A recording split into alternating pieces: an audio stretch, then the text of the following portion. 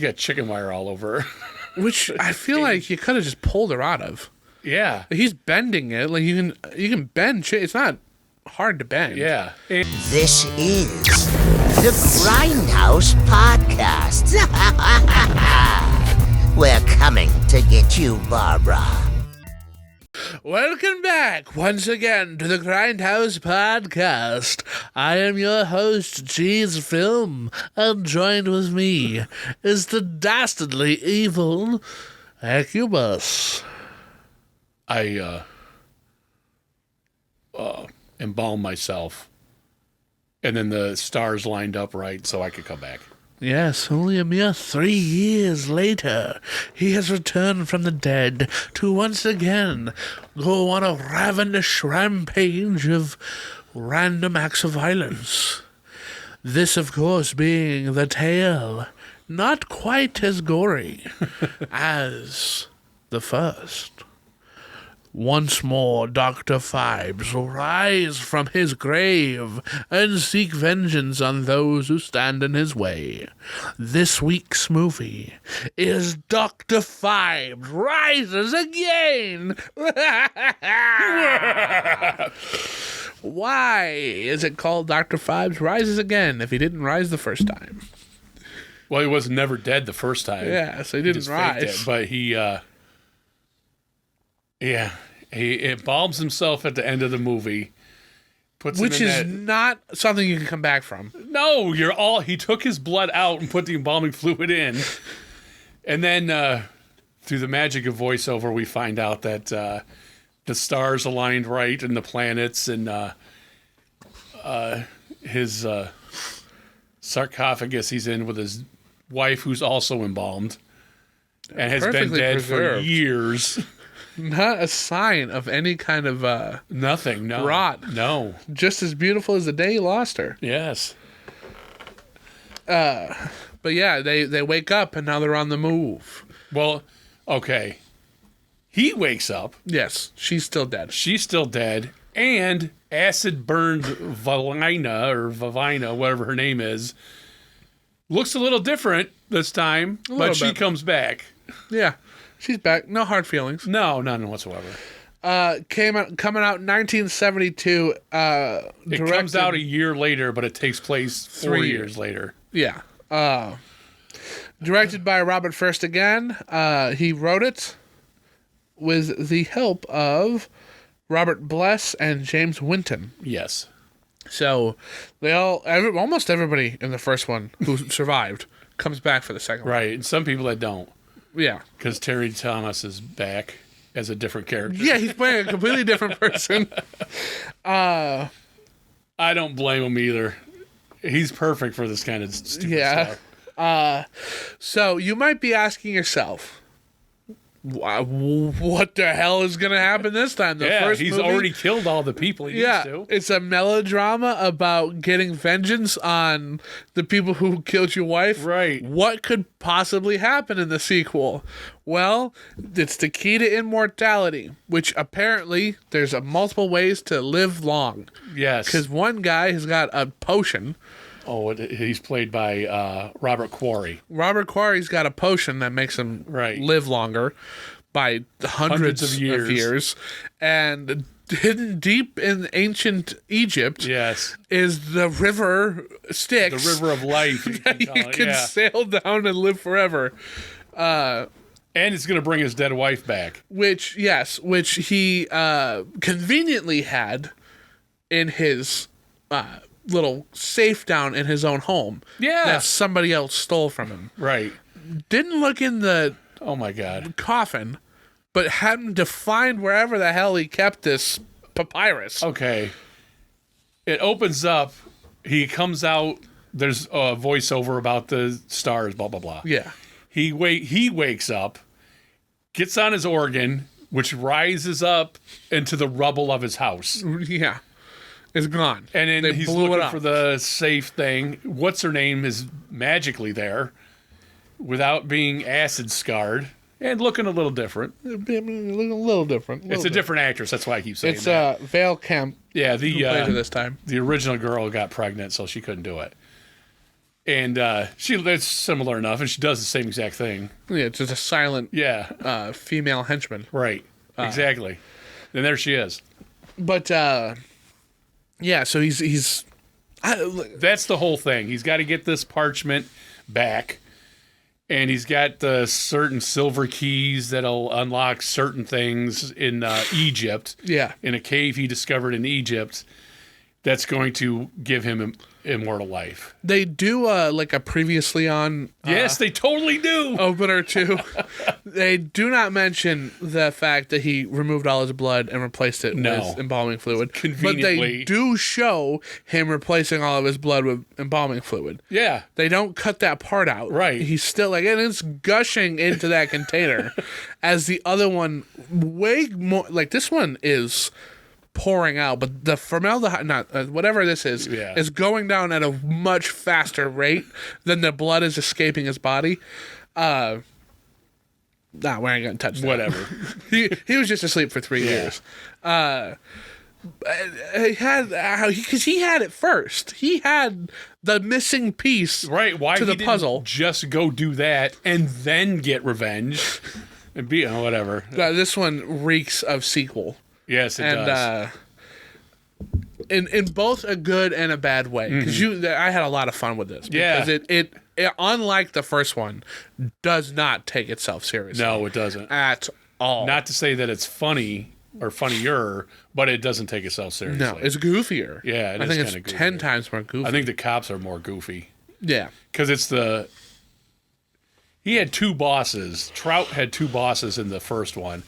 And this one, it's him and I think the top boss, who's way more stuffy. Yeah. So, yeah, we learn about this secret Egyptian curse or whatever it is, blessing. Yeah. Where you go and find this tomb, and in this tomb is a sarcophagus that you have to have somebody in, too.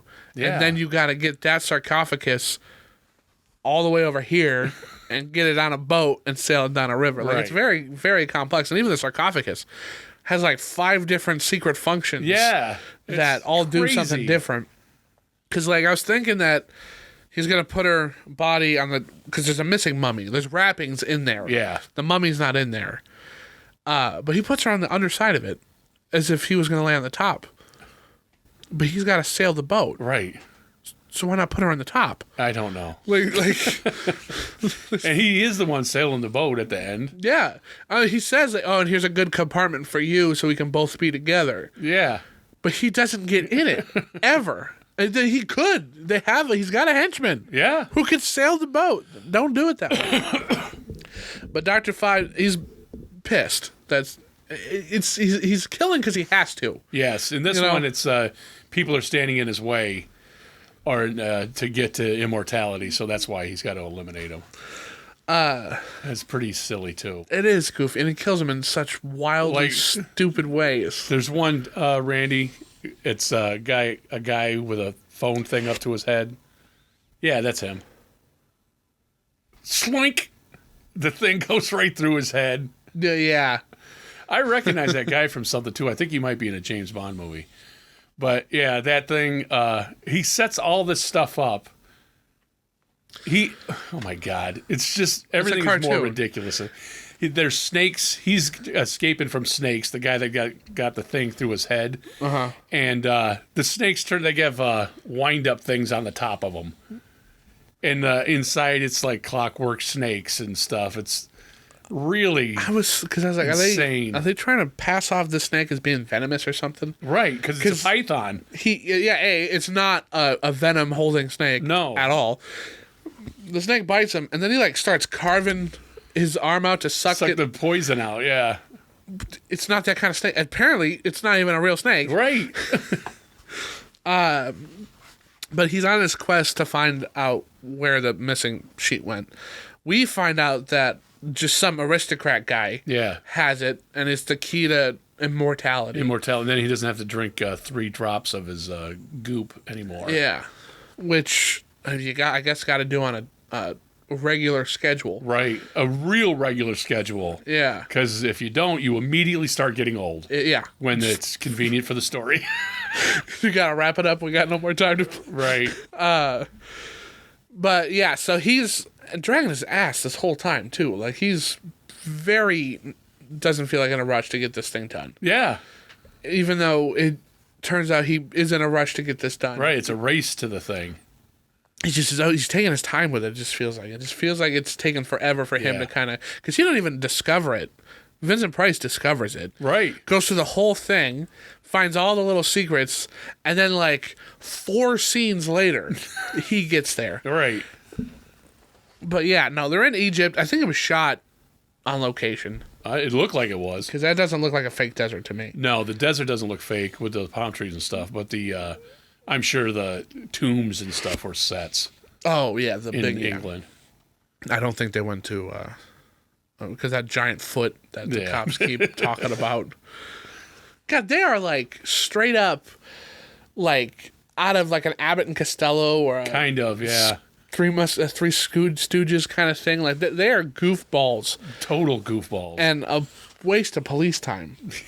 You also have, I think, a bigger cast in this one, like more... Well, the cast is alive longer, because the other one, you only see him for long enough for them to die, except for Joseph Cotton, who helps solve the whole thing. Where this one, everybody's alive for quite a while. Yeah, and it just might be more people to kill, too. Yeah. I feel like. At one point, they say he's killed 15 people so far. I think they're including... The first one. The first movie as well. So because the time that wouldn't add up. Yeah. If not. But yeah, so it's off to Egypt. He also finds this ancient, like, tomb. Nice, big, cool tomb. And then rebuilds his cathedral. Oh, my God, yeah.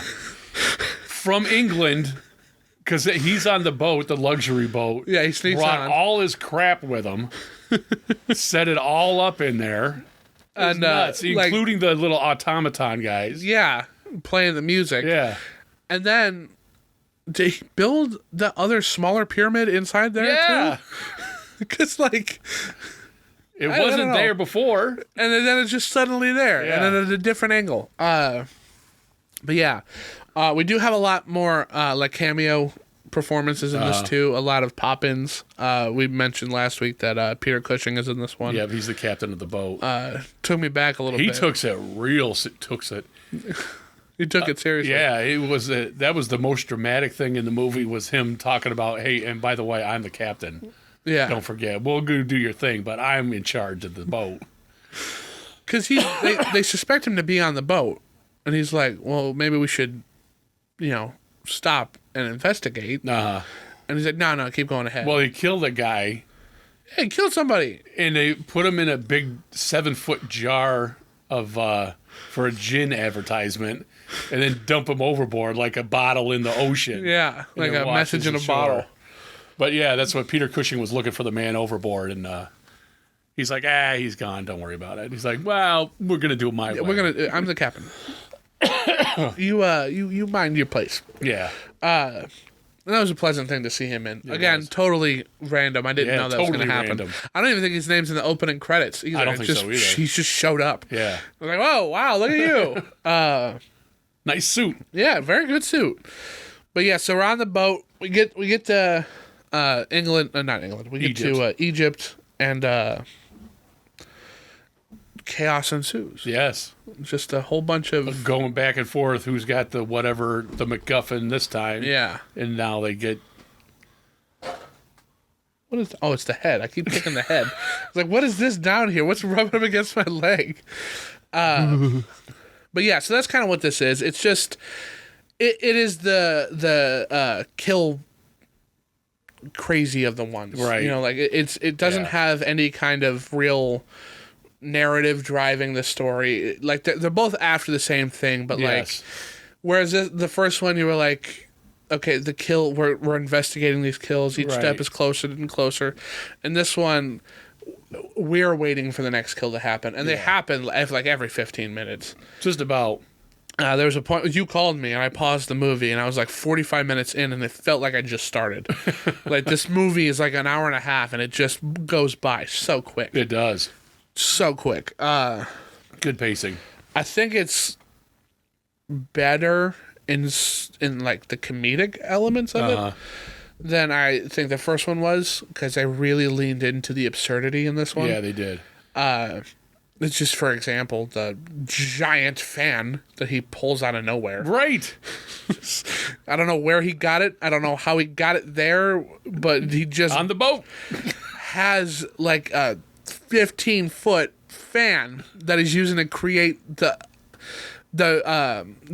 not even a storm, but like like an appearance of a storm. Right. Like he's just blowing air around while he is covering up the sounds of him crushing somebody in their sleep. I do like how they don't leave any room for like plot holes. Yeah. It's like, well, why didn't he wake up and try to get out? Right. Well, they tied him down to the bed beforehand. You know, they looped him in there. Like, there's a lot of thought that goes behind each of these kills that they don't skimp on. Right. And it's he brought very, all that very stuff. appreciated. And like the guy that gets sandblasted. And then drives. He had to kind of improvise that because he didn't know that was going to happen. Do you know what I mean? And the guy was in the truck and flips the switch and just sand takes all his skin off. So two things happen there. Two people drive out in a Jeep. Yeah. They hear a noise coming up from over the dunes. They go out to investigate because it's the Scottish Yeah. They're playing National Guard. They're playing bagpipes, waving music, what's not the Jolly Roger, the Union Jack. Union Jack. He goes over there and so those automatons just standing around With a record player. with the record player playing the music. So he is like, what's this? The girl gets kidnapped here. Yeah. He gets back in the car. Doesn't seem too worried about the missing person now. Doesn't seem too freaked out about the robots in the sand. Yeah. Playing music. Just turns on the car. And then he gets sandblasted. Out in the middle of nowhere. Out in the middle of nowhere. But then somehow the car drives itself back to their camp and crashes into the thing without killing anybody. They go out to investigate and they're covered in sand, except for his skull face, which I kind of like how they parallel a little bit the first movie's kills. Yeah. They're not 1-to-1, but like they're kind of similar. But like instead of bats or locusts, that guy's in a big scorpion contraption. Yes. And he's got to get the key out, more saw stuff. And so he breaks the little dog that the key's in, and now more scorpions are all over him. Right. And they kill him. And I think, and this one is the one that I was told I had to watch and talk about. Dr. Phibes Rises Again. This was the actual request, and the person kept bringing up that scene and how creepy it is that all these scorpions are all over him and all this stuff. On the cover, it's a tarantula, and I was waiting for a tarantula, but it's scorpions, and you could have just put a scorpion on this. Yes. I don't know why you didn't. You could have had that advertised. They're just as creepy. They are, and it's no secret. Like, it's not. Yeah, right. He's going to Egypt. Like, there you go. Scorpion. Dr. Phibes goes to Egypt. So have the scorpion there. But, like, it's in, like, a big scorpion chair, too. Yeah. Like, where did that come from? Everything about it. Where did He he had get to that? make that, bring it to Egypt, or have it manufactured in Egypt. I was thinking that maybe he found it in, like, a tomb that the maybe. Egyptians made it, and it was a way to deter thieves or something. Maybe. Because, like, it is unnecessarily It lifts up, too. Yeah. I don't How know. did they do all that in ancient Egypt? Whatever. It's Suspend your disbelief. This is one of those movies you have to. Yeah. It's one hell of a time. The whole time I'm thinking to myself, like, Jesus. Oh my God. Yeah. Like, the whole time.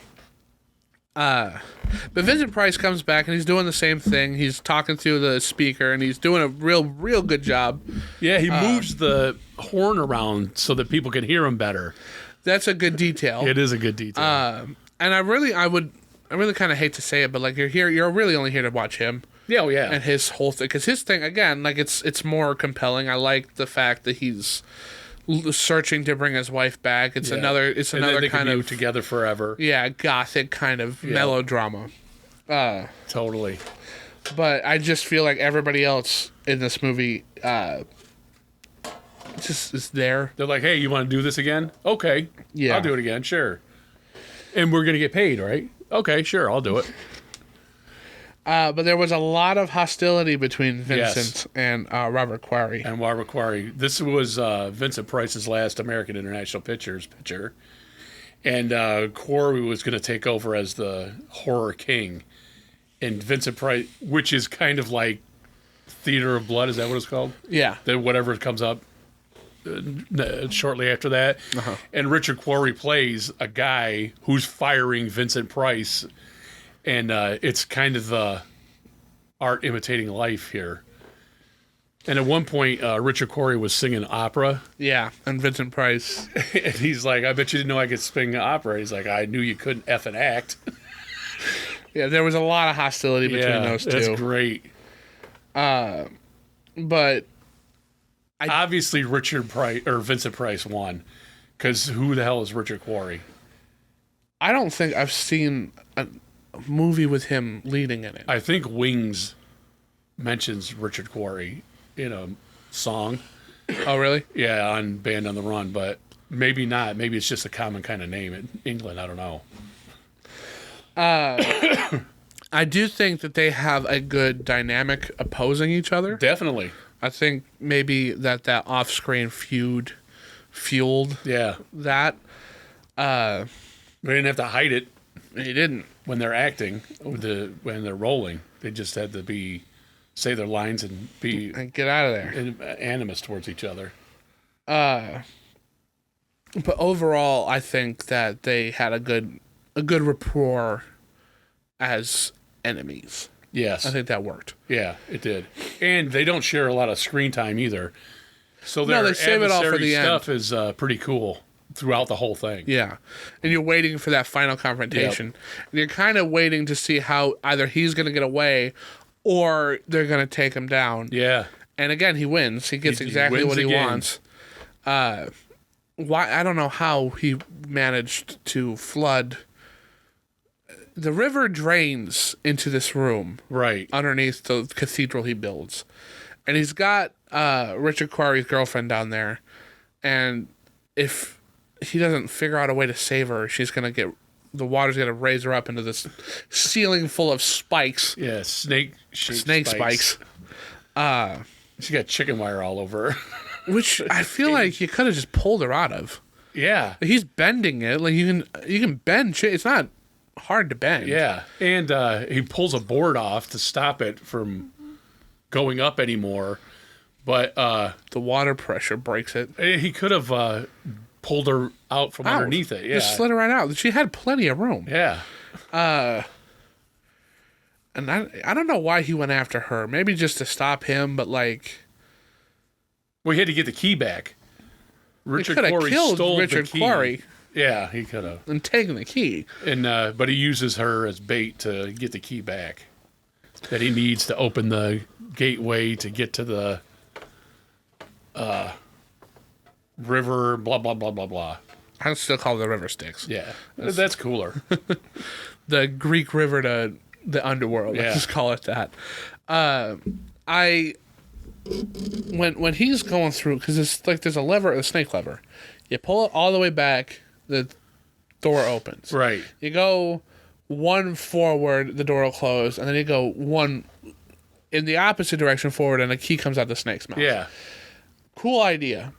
Why didn't he take that key then and there, though? Exactly. Just to make sure, because you took the pirates from somebody who took it from you. You know somebody else is on their way to get this thing. You went through all the trouble of moving the coffin to where it needed to go. take the key. Just ensure that you're gonna. Right. Guess who does? Like I was like, why are you not taking the key? Because he can't take the key. He needs it to happen so that We can kill other people. right, he can kill other people, and Richard Quarry has a chance to age. Because also thinking about it, there is no reason why he had to kill any of them. No. They didn't. It's hidden behind a sealed door. Right. That I don't know who controls it, but it feels like he controls it. So all you had to do was wait for the time to be right. That's all you had to do. He's killing these people in the meantime. Right. The kill time.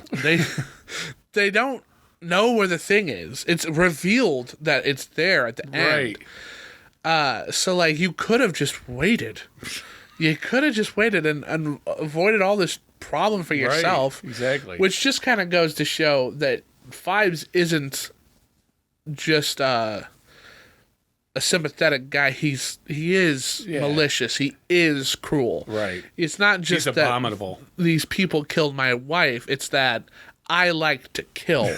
In weird ways. Weird, graphic, over the top, Tom and Jerry kind of ways. It's wild. It is wild. It is wild. Oh, the desert scenes were shot in Spain. Oh, okay. I'm looking up the IMDb cool fun stuff about this movie. And it's telling me that it was shot in Spain. So it wasn't shot in Egypt like I thought it was. Which I'm not terribly surprised about. No. I'd bet it'd be a lot more expensive to go Probably film a in lot Egypt. safer too. In 1971, probably. Well, I mean, it's another one of those London branched movies. So like, it's right there. Spain's right there. It's a quicker flight. But yeah, so overall, I think the movie is a lot of fun. Yeah. More fun than it was scary. Definitely not scary at all. But it is cool. Just all that over the top. And it's stupid. It's so stupid, it's good. It's just something kind of funny to think about. So at the end of this movie, he sings Over the Rainbow. Yes, he does. So I guess that was their song. Over the Rainbow, I believe, was written for The Wizard of Oz. Yes. Didn't exist before that. This movie takes place 10 years before The Wizard of Oz came out. This movie takes place in 1928. The Wizard of Oz doesn't come out until 1938. So there's a little continuity area there. I think it's cool, though, that they do sing that song. Yeah. And they kind of change the meaning of it because it's about going beyond over the rainbow, not to your dreamland, to heaven. Yeah. Yeah, this time. Or immortality. Because the way it was used in the last one kind of felt like you're back in your dream. You know? Right. Like, there's no place like home. My home is her kind of thing. Right. And this one, he's walking across the Rainbow Bridge. They're literally going over the rainbow. Yeah. Yeah. And he sings it. I think there's a cool artistic choice to have him sing it instead of just replaying the same thing. Definitely. Because it felt more personal to the character at that point. Like it is their song. Right. Like even though it hadn't been written yet. Yeah. Right. But like, because in the first one it kind of felt like it was thematic. Mm-hmm. You know what I mean? Like, oh, it's these two star-crossed lovers being together again. But in this one, it gave it that the legs it needed to feel more impactful. I feel like. But yeah, so this one more of a comedy. I still think Theater of Blood is better. Have you seen Theater of Blood? No, not yet. I just know what it's about. I've been trying to fit that into our schedule here because I think it's one of the better Vincent Price movies. Mm-hmm. Because of how dark and cruel and evil he is in that one. You also get a very I mean, I don't want to say flamboyant Vincent Price, but he's definitely He's eating up the scenery. Yeah. So like, if you know any stage actor and they're like a caricature of a stage actor is what Vincent Price is playing. Yeah, He's very much a, oh, heavens, kind of person. So to have that be a deranged killer, it just works so much in that movie. Okay, also, Victoria Regina Phibes is named after the stage play Victoria Regina. Oh. which was Vincent Price's Broadway debut. That's pretty neat. That is awesome. That's forgot about a that. cool little circle there. But also, like, on the boat, they're on a Titanic-looking boat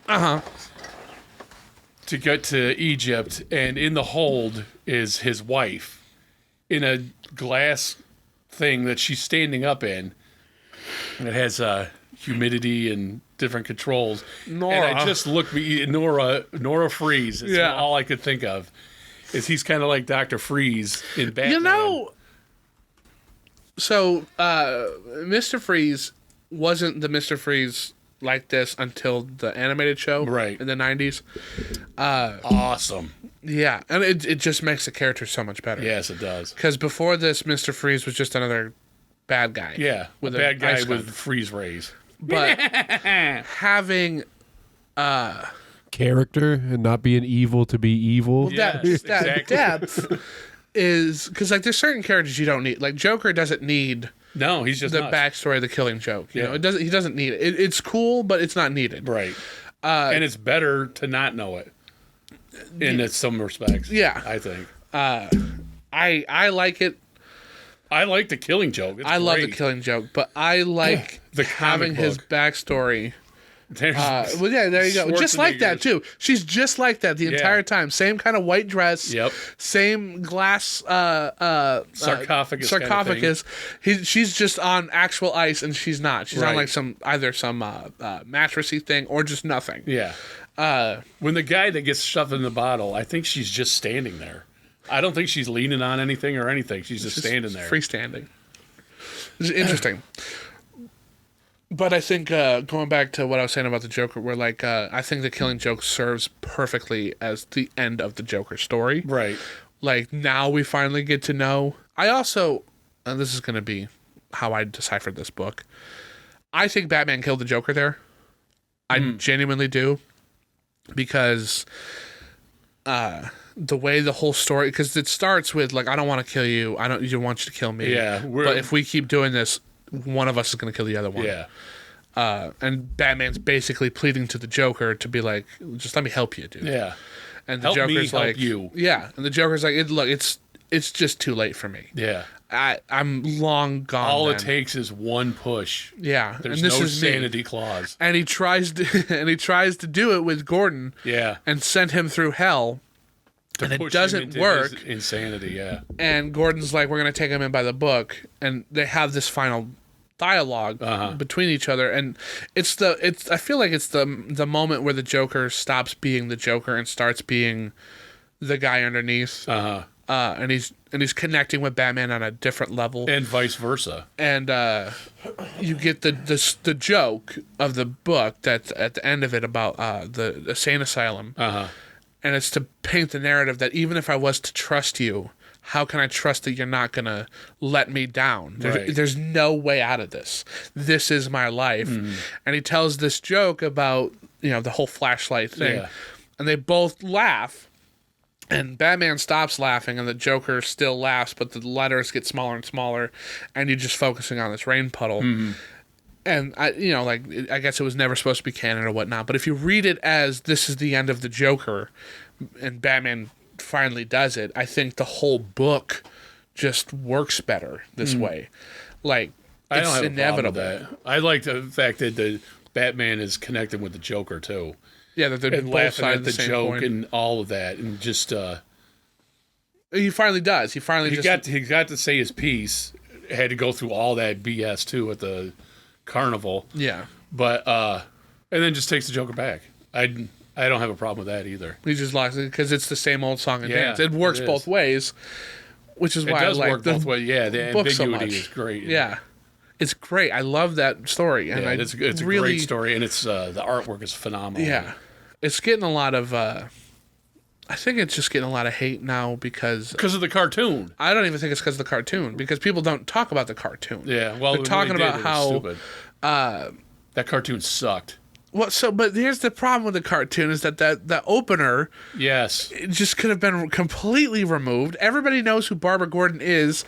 You the book don't need wasn't that. broke. You didn't need to fix it. And there's also this weird, like, sexual ambiguity. Yeah. Where it kind of feels like the Joker does stuff to Barbara. Right. Which I didn't get from the book at all. No, I thought he just shot her and then took pictures of her in that distress. Yeah. But then some of them are like her blouse looks open and stuff. Like the pictures are for Gordon. Right. And Gordon alone. So Screw whatever he can do to her is going to just drive him farther over the edge. So that whole thing, I think, could have been done a lot better. But then you got Kevin Conroy and Mark Hamill doing the Joker and and Batman in this, and I feel like that saved it for me. I don't mind that movie because of those guys and because of the way I think it ends. But in the movie, they straight up. Because in the book, too, like, it's all silhouetted.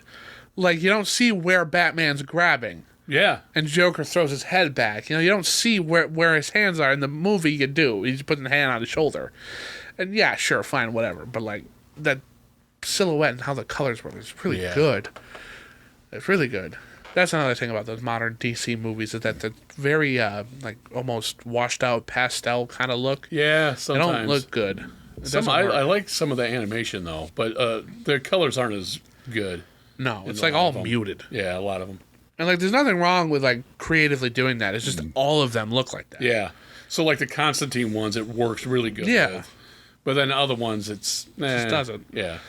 But anyway, going back to this and how it parallels, and I don't know of any other thing that's like this. Me neither. I've never heard of anything like these. So movies. I would like to think that the DC writers also looked to this maybe when creating Mr. Freeze, just because of how drastically it parallels itself. Because even Mr. Freeze, as sympathetic as he does kill people to kill people. He is mentally ill, right, and has the power to take lives, and so he does it all the time. And like, there's just parts of it that I kind of, and this is another thing. I think these would be really good. Like, you can remake this one today too, being the whole miniseries thing, and even amp up the absurdity that this was. Like, you have the first one being very serious, and then take a more comedic approach by now focusing on the villain side of it, right, and just how comic-y he can get with it. I think that if you have that drastic opposition to one another, it would work in a unique way where like Batman and Superman do, where like the contrast of the good boy over here and the dark broody boy over here, like that's how they work, and that's why they work so good together. Having your perspective being drastically different. Now we're going through the eyes of him and how he's going to save his wife and all that mysticism crap. Yeah, and then you end it with, well, did it work? Did it not work? Right. And leave it ambiguous to where people talk about it. And they do have more of an ambiguous ending in this. He just sails down in the hallway. He does, but I think you're supposed to believe it because he ages. Yeah. Yeah. So he is doing all that Egyptian shit he was talking about was true, and it's actually happening. Because then they were going to make like other Dr. Phibes Goes to Manhattan, stuff like that, and they were going to have the wife be in it too. Dr. Phibes Takes Manhattan. Yeah, it could, Jason. They were going to keep doing it, so I think he just plain old wins. Yeah, and gets what he wants. I couldn't find a budget on this or how much it made at the box office. I couldn't either. But I don't think it did well. I don't think so either, and that's why they kind of and Vincent Price was done with AIP. Yeah, and you're not going to do it with Richard Quarry. He was their moneymaker, man. Like, Vincent Price was a guy. Yeah, he was a king of horror.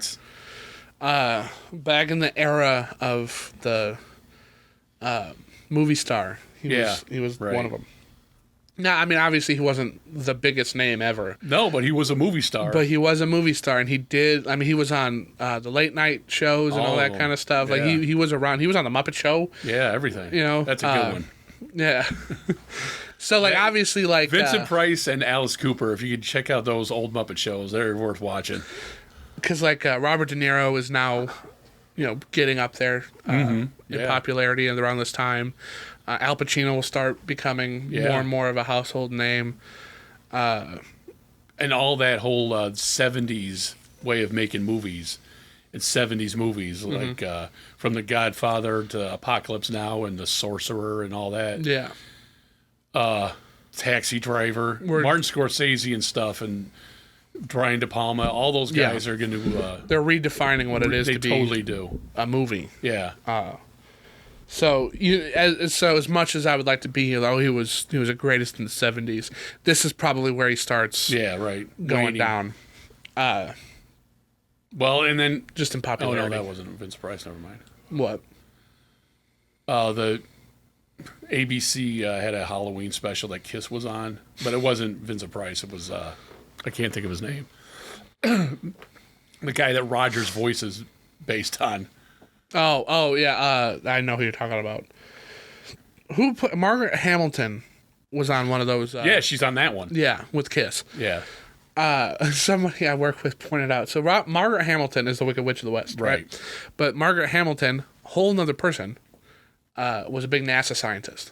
A whole different person. There's a book on Amazon that was written by AI.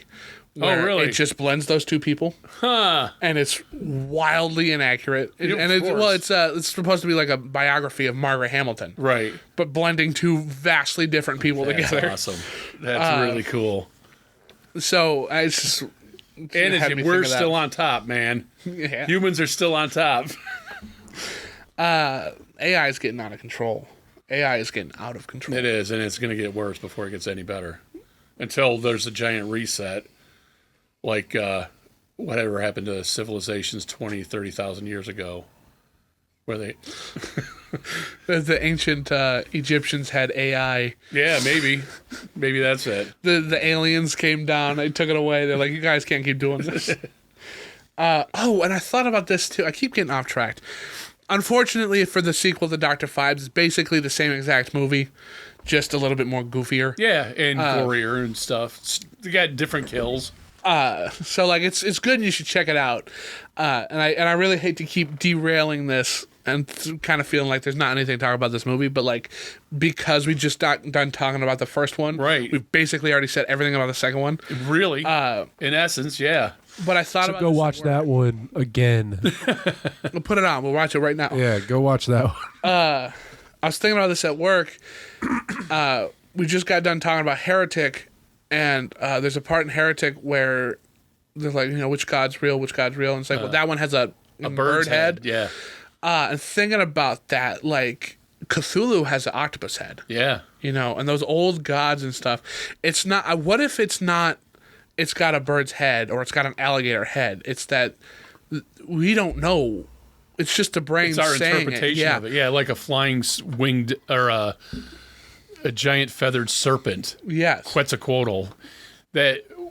Or dragons and stuff. They didn't have airplanes, so they don't have a frame of reference. So what flies? Things with feathers. Right. Fly. And stuff like that. Yeah. But like the whole, like we don't, like Cthulhu, the image you have of Cthulhu isn't even really what Cthulhu looks like. It's just what your brain can comprehend. Right. Of it. Yeah. So like that would be such a cool idea is like in Nope, where like the saucer is just constantly changing into weird ways that you can't comprehend. You don't even know what you're looking at anymore. Yeah, it's like 4-dimensional. Yeah. But we can only see 3 dimensions. So like that, what a interesting perspective to put on that is like these Egyptian gods, it's not even that like they're not real. It's the same god. Yeah. You're just perceiving it in a wildly different way. In your frame of reference for your culture. Yeah. So maybe there was a movie or something like this. Arkoff co-producer, executive produced Q. That came out in like the 80s. It's got like I think Richard Carradine in it, and it's Quetzalcoatl in New York City, and it's pretty cool. It's a claymation giant lizard, flying lizard, but. It's pretty cool. But yeah, it's like that's an interesting idea. So to kind of, I guess, wrap this up, what is your favorite Vincent Price performance? Just going off of what you have seen. It might be Edward Scissorhands. That's the creator? Yeah. He's a really good actor. He is. And he doesn't, I don't think he might say anything. I don't think he does. But you get a whole range of emotions from him when he's creating his boy. Mm-hmm. And when he's got those hands finally. Why you would make scissor hands. Why would you start with scissor hands? But that whole thing, that's a good really one. great. Tim Burton was, obviously a giant fan of Vincent obviously, Price. yeah. The very first thing Tim Burton ever did was a stop-motion claymated short called Vincent, narrated by Vincent Price. Yeah, I'd like to see that. It's on YouTube. It's really good. Is it? Very, very because Tim we was working Burton. with Disney then. This is before that. Oh, okay. I don't know how old he was. This might have been his college era. Like, This was his first thing ever. Right. But yeah, so like check that out. If I was gonna give any recommendation about watching, to go like great VP, I think I would probably give it to, other than the obvious like House on Haunted Hill, I think I would give it to like Theater of Blood. Just because it's the greatest part of the stuff you can get out of it. Right. The kills are over the top. They're over the top. I cannot wait for you to watch that movie. There's a part where one of the I think they're mirroring the Shakespeare plays. Yeah, I think they are. Each kill. So like there's a big fat guy and he feeds the big fat guy something. I won't spoil it. And it's done very well. It's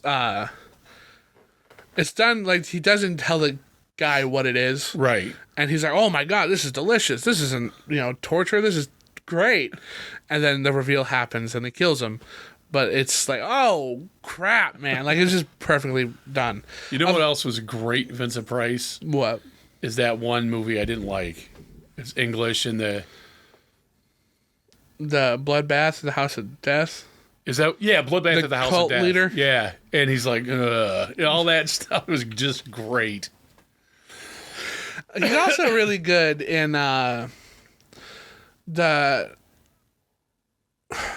not the House of Drip Blood, the one with him, Peter Cushing, Christopher Lee, the house that something. I can't. Why is this guy in a lot of house movies? Yeah. Because houses are creepy. It's like 3 or 4 house movies you've named it like yeah, this. really. But is it that Mask of the Red Death? Were they all in that? No, but that's great. I love. He does a pretty good job in that. The House of Long Shadows. Right. And there's John Carradine, I think, is in that one too. I get that name messed up. Also, like Comedy of Terrors. It's hilariously good. I never heard of that. It's got him and Peter Lorre and Boris Karloff are all in it. Like I said, kind of didn't utilize Boris Karloff, but it's also kind of a great part to put him in. Yeah. Because they don't put him in any makeup or anything. He's just like an old dying guy. Right. That they're just like constantly interacting with. It's like their dad or something. Is he in a wheelchair? Or just constantly sitting down, just always like on the verge of death. I think I did see that movie. Well, they're like scheming is what they're doing the entire time. I think they're like grave robbers or something. That one's great. Any of the Corman Poe stuff is good, but like, have you seen the Oblong Box? No. Terrible. It's a Vincent or what do you call it? Edgar Allan Poe story. Yeah. Terrible. Very bad. But he also did a whole bunch of dramas and stuff like that beforehand, like Dragon Wick and Laura, which are both radio plays that I have listened to, and I haven't even seen those movies yet because I like those. Is he in the radio plays? Yeah. Cool. He plays the same character. He did a lot of radio stuff. Let me tell you something. There used to be a radio drama called Suspense. Suspense, I don't know how often it played, but it... probably once a week. Had these thriller stories that they would play. I have, on vinyl, Fugue in C minor, and then another one that I can't remember. It's a closet one. And they are fantastic. They're absolutely fantastic. And especially now with Halloween around here, to pop those on and listen to them. Because like, you get the crackle of the old... Yeah, all that Foley stuff they did. It was great. Oh my God. But the one that's probably one of the best ones is I can't remember the guy's name. The man who shot Abe Lincoln. John Wilkes Booth. Yes, it's like the story of John Wilkes Booth or something like that. That's really good. And then it plays on the opposite side of about a German Nazi played by Vincent Price, who's a spy, and he's going by Charles Lumbick or something like that. And he's passing along. Everybody's like, "Oh, I've heard of you," all this stuff. And he's trying to get out of Nazi Germany. Right. And he finally gets his tickets out and everything like that. And this whole time, it's like, well, is he dead? Is he alive? Am I going to be okay? Because it's just a name I found in a registry. Right. Well, he gets a knock on the door and is doing this whole thing. And the SS guy is like, "Oh, I've heard you've gotten all these achievements and everything like that. You're great for your country. You're great for everything." He's like, yeah, I just got to be going. It's like, just one more thing. I'm Charles Umberstein. And that's how it ends with the bun-dun kind of thing. And it gets you. Your hairs on the back of your neck stand up the entire time. It's really good. But suspense is amazing. I almost tried to replicate its opening for this show because of just how eerie it feels. It's got the bells, everything. But Vincent Price is a great actor. You really feel everything he's doing. He is, and he's iconic, but he's also it's almost a caricature, like that picture. Yeah, just if like you this. see anything like they're making a Vincent Price thing. Yeah, and you could tell all the time. And it's great all the time. We should do Mask of the Red Death at some point. This is what he's talking about, by the way. Can you see that on mine? Did I watch it? Oh, I had you watch it. Right. You kind of can. Right up here. Yeah, a little bit. I've got like 5 Vincent Price prints in my house. Unintentionally, too. But, yeah. So check this one out. Let us know what you think. Drop a comment. Drop a like. Watch the Phibes have a double feature. Have a double feature. Because these work best as a double feature. Yeah. Go back and count how many times Ben brings up Vincent Price in all the podcasts, and then in the next video, let us know. Welcome back to the Vincent Price podcast. He's just a good actor. You should give him a chance, Randy. It's funny. He keeps coming up. That's all. You kind of got to be in that headspace to watch these movies, too. Yeah. I think Randy Official isn't most of the time. No. And that's Randy fine, Official too, doesn't like horror but movies. that's what you take away from these is kind of what you're going to bring to You them, guys should start watching Attack on Titan, and then let me know how you guys are liking I it. like that Inside Out looking guy. It's just Titans? like muscles, that giant. Oh, I think you guys would really like it. It's a really good story. I know I won't like it because anime is for virgins. It's very non-linear storytelling, and as much, if not less, than the characters know.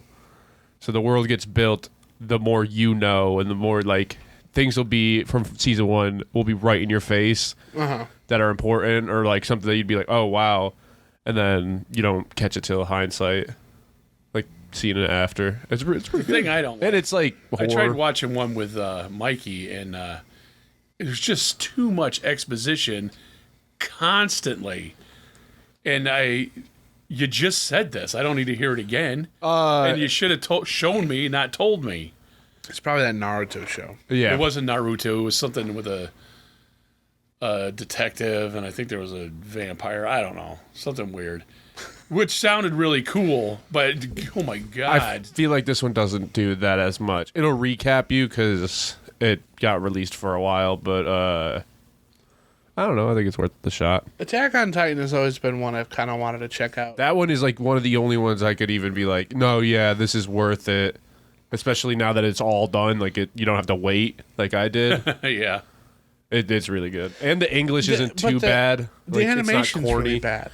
It gets better, and like they save the animation so the cool parts look cool, but you can't. You got to save money on horses and stuff. Everything can't be beautiful. When what happened this year or last year comes out, it looks really good. You could tell they switched animation studios at the end, but I think it's pretty good. But it's People not going to should be watch as it good out. as My Hero Academia. It's gonna be way better. But My Hero Academia has Star Wars Deku. references and stuff, but No, this is a really good one. I think it's not too. I think it's in par with like Akira, where you're like, oh, I'm the storytelling, and cool moments are cool. Like they are cool, Yeah, cool moments. moments are There's cool. really cool moments, and it handles stuff that is like bigger than just we killed these giant monsters. Like I don't know, it's pretty cool. You should give it a shot. Maybe I will. No one is a hero. No one's a villain. That's kind of cool. That Levi. like no one, even him. And the girl. You know, like no one is good. They're just people. Right. Yeah. It's always, it kind of feels like it always gets overcomplicated. Once you're in it, you won't. That's fair. Me trying to explain it to you, yes. Right. Once you're watching the show, it's not. That's fair. That's fair. So check out Attack on Titan. Yeah, it's better than every Vincent check out Price Attack on movie. Titan. It's okay for what it is. It will feel like anime, or if you're open to things. But that's where we'll end it here. I have been Cheese Film. And I am Hecubus. And he is Randy Official. He, There you he mean is. There he is. that thing, the creature from beyond? And this has, of course, been the Grindhouse Podcast. You know that as much as I know that. And if you are cool, you'll leave a like, a comment, follow us on all platforms. We're here to amuse you. What am I, a clown? Cheese Film.